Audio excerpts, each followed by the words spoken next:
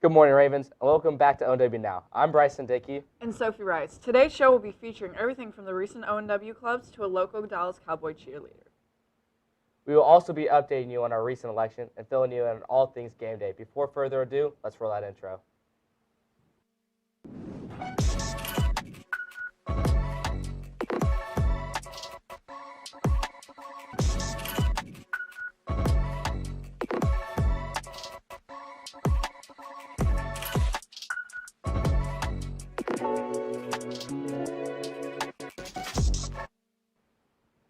The Arboretum is a botanical garden community center in Overland Park. As the fall season is setting in, the Arboretum is setting in an event that helps kids get a hands-on experience with the changing environment. I'm coloring a leaf. Every first Tuesday of every month, Overland Park Arboretum hosts an event called Discovery Day. Discovery Day actually came about when we did Discovery Kits, and it was during COVID. And the manager here at the Arboretum wanted to have something that the parents and grandparents could come and just pick up. This event is a great opportunity for kids to come out and learn more about nature while doing fun activities. You know, like a kit. So we would put kits together for the kiddos, and all they had to do is come and pick them up, and they could do them at home. The Arboretum focuses on helping kids get hands-on experience with crafts and experiments. So each month is a different activity. Catherine, who coordinates the program, tries to keep it seasonal so that there are activities that are appropriate to what's going on out here at the Arboretum. But we also put an educational slant to it where they would learn something.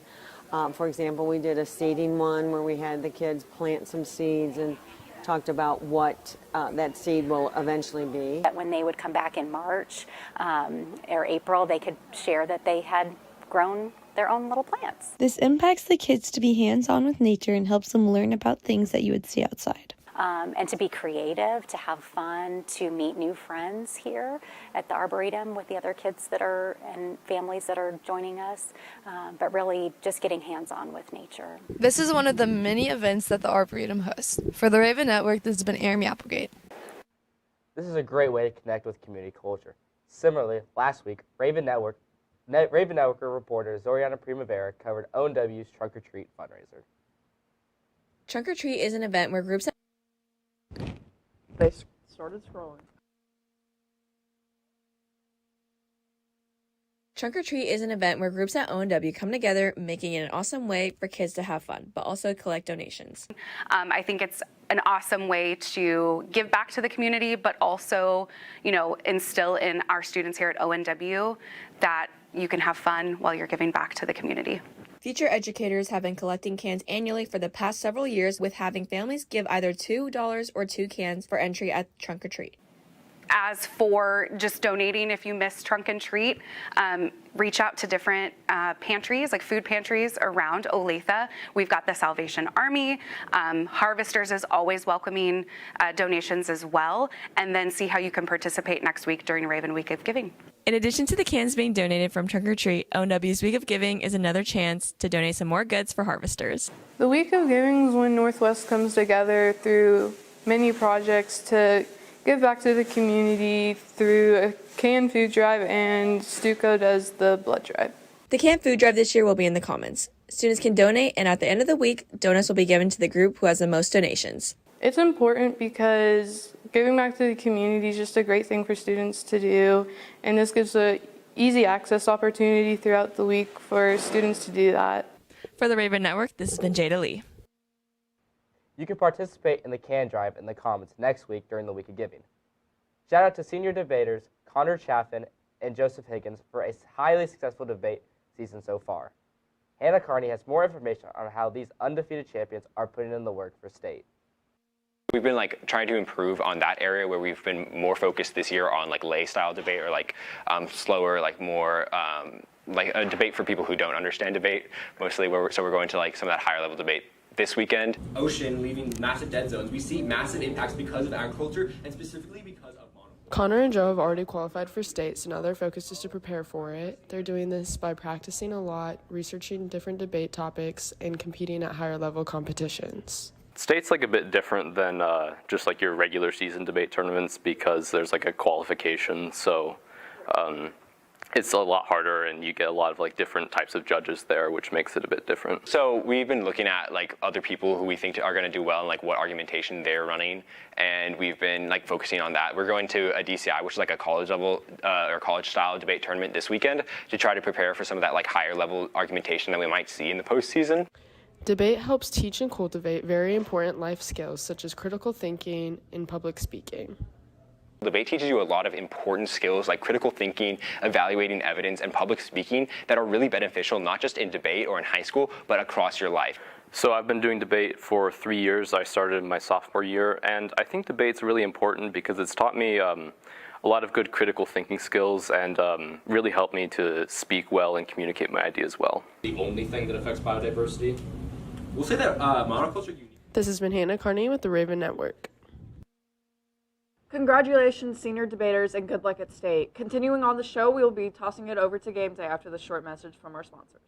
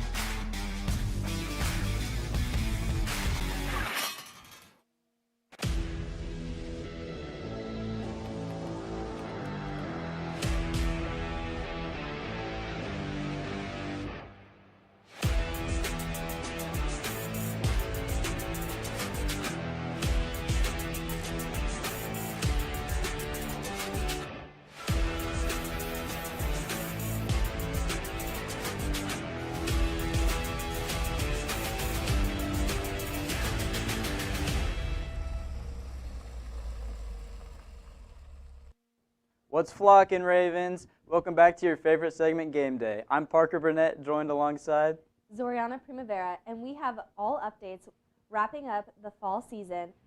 So without further ado, let's get into it. This past Thursday, our football team played a spooky game against Olathe South, scoring a 44-21 game out of the Falcons. Jalen Douglas dominated the field with 3 touchdowns, with Mason Schlidhart following close behind with two of his own. And a defensive change from former quarterback Merrick Greinhart getting an interception and a pick 6. Great job on winning their first playoff game, and be sure to support them this Friday as they go up against Blue Valley West Jaguars. A little Raven told me Patrick Mahomes will be there. Speaking of the star athlete, our freshman football team had a stellar season this year, finishing undefeated. Let's take it to Jacob to hear more about it. The boys' freshman football team had an incredible season this year, going undefeated with a record of 9-0, with lots of incredible plays from incredible athletes. Early in the summer, they just came to work every day. They worked together, they pushed each other. But a big thing was a lot of them, they held each other accountable on a day-to-day basis, so that was pretty big.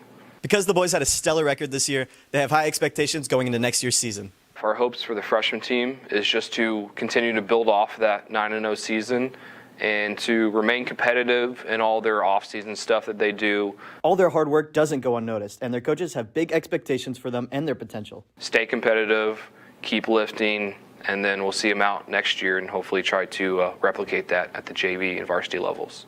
The boys have been working hard to perfect their skills for next year's season. For the Raven Network, this has been Jacob Amtower. Another big congratulations to our freshman team. Good luck next year. This past weekend, our Lady Ravens cross-country team competed at state. Let's pass it to Bryson Iderish for a recap. Girls cross-country team has a great season this year, qualifying for state and placing 9th overall. Really exciting. We were all excited that we were able to go for one more week and that we just proven that we are good and we're strong runners and that we can do what we want to do if we believe in ourselves. I was really excited to have them back at state. Last year we finished 7th in the regional. and so nobody qualified to go through. And this year they were third, and so the whole team got to go. And it's the first time we've gotten to take a team since 2018. Having a close bonded team doesn't just help off the course, but also on it. Team bonding is definitely one of the most important things about running. Like, we spend so much time together, and we definitely couldn't have qualified if we hadn't been so close. Having that is really useful out on a run or out on a course, because it can get really difficult. And when you know you have people who are supportive of you while you are training, while you are racing, it really gives you that extra momentum to want to do well and to really push yourself for each other, not just for yourself as well.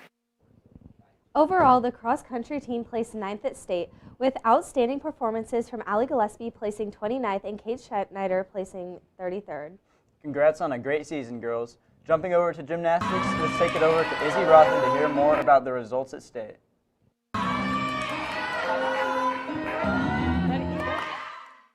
This last week, the Ravens gymnastics teams went to Shawnee Mission Northwest to compete in a 6A state meet with many new goals. My goals were just to have fun, finish off my whole gymnastics career on a high. I've been working hard, and I really wanted to perfect my routines because I was doing easier routines than I had normally done. And me and Sophia have been back and forth at the top of the podium all year, motivating one another. I think we both just pushed each other to work harder. So the tiniest things could have made you either get first or second. Honestly, me and Sophia get along really well. We'd hang out outside of gym. We were just there to have fun. Olathe Northwest ended up placing 2nd at state as a team, with Sophia Beaumont scoring 2 perfect 10s on beam and vault and placing 1st in the all-around and 1st in all her events, and Emmy Keller placed 1st on floor and 3rd in the all-around. I was definitely most proud of beam because I did get a 10 on beam, and I've always struggled with beam. It's always been my least favorite event. Definitely floor. I feel like this year I did my first ever floor routine that I got, and I got my first floor routine in 5th grade, so getting to perform that one last time was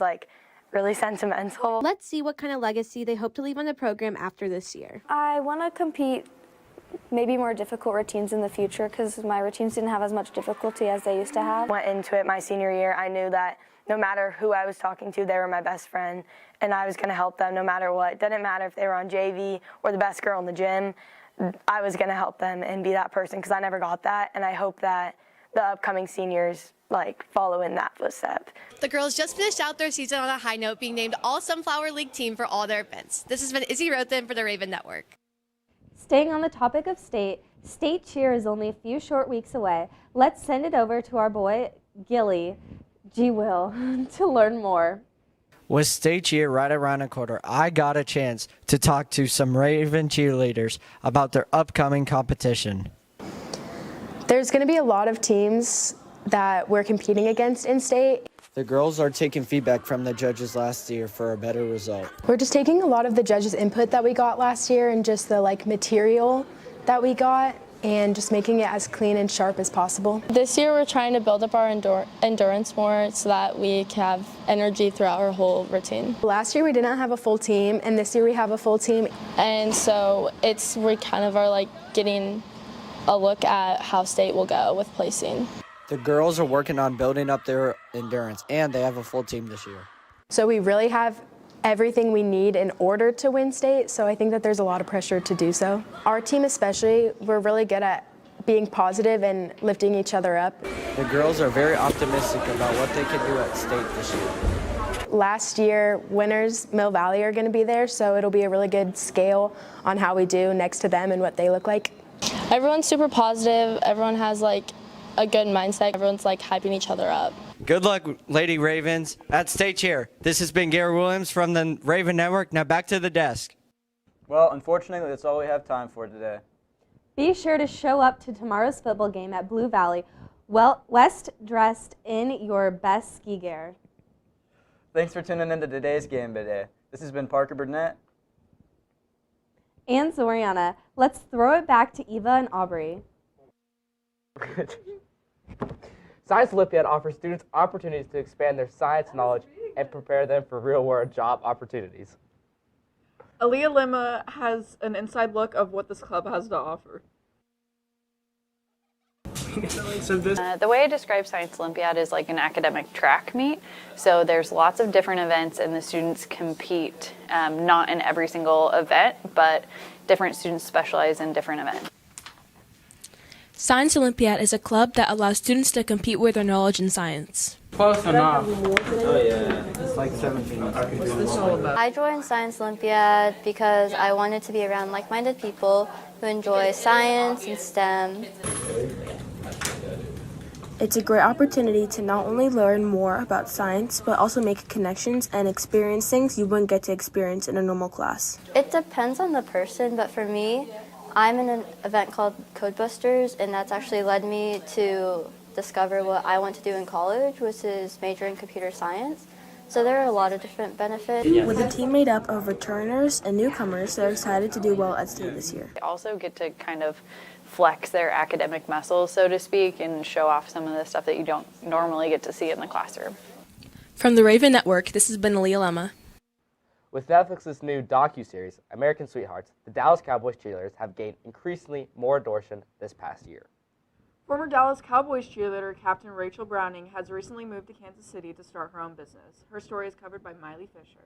5, 6, 7, 8, and a 1, and 2, 3, 4, 5, and 6, 7. With the NFL season now in full swing, we tend to forget about all the people it takes to go into each game. We had the pleasure of interviewing Rachel Browning, a former Dallas Cowboy cheerleader captain, and how her incredible experience shaped her journey back here to Kansas City. The audition process and just being a Dallas Cowboys cheerleader is a very refining, disciplined lifestyle because you are dancing every day for many, many hours, and it's your responsibility to, learn the routines, come with your very best, and perform at a very high level. The Dallas Cowboy cheerleaders are known as America's Sweethearts and are one of the most iconic parts of the Cowboys organization, but they contribute much more than just dancing on the sidelines. So we do a lot of work with children's hospitals, veterans hospitals, folks in their community, anything you can think of involving like giving back to your community, you name it, we're a part of it. After shining on the field for 4 years, she planted her roots here in Kansas City. We love that we get 4 seasons here. You forget how beautiful fall is in Texas because it doesn't exist there. And we're both from a place where we do get all 4 seasons. So we've loved, it's just beautiful here. Having such inspiring individuals in our local area presents an incredible opportunity to connect with everyone. For the Raven Network, this has been Miley Fisher.